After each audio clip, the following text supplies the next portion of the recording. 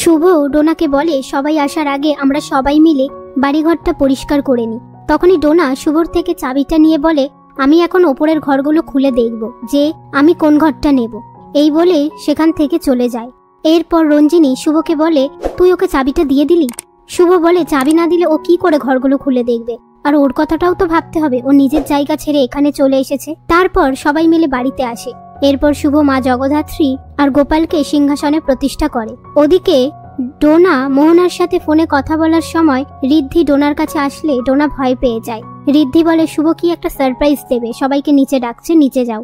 এ কথা শুনে ডোনা সেখান থেকে চলে যায়। তারপর শুভ সবার সামনে বলে আজকে আমাদের বাড়িতে একজন আসবে। সবাই বলে কে আসবে?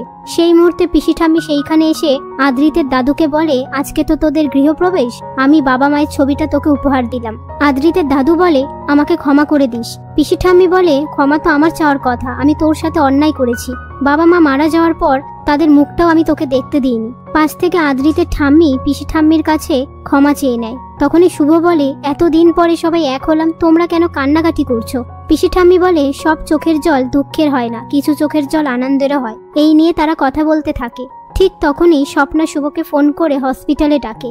এরপর শুভ আর আদ্রিত হসপিটালে এসে স্বপ্নাকে দেখতে না পেয়ে শুভ বলে ও আমাদের ফোন করে ডাকলো আর ওই এখান থেকে উধাও। আমি স্বপনদাকে মোহনার অতীতের ব্যাপারে খোঁজ নিতে বলেছিলাম বলেই স্বপনদা কোমায় চলে গেছে। এই রহস্যের সমাধান তো আমাকে করতেই হবে। আদ্রিত বলে আমি সবসময় তোমার পাশে আছি, কিন্তু তুমি যা করবে আমাকে বলে করবে, কারণ তুমি এখন প্রেগনেন্ট। শুভ বলে আমি এমন কিচ্ছু করব না।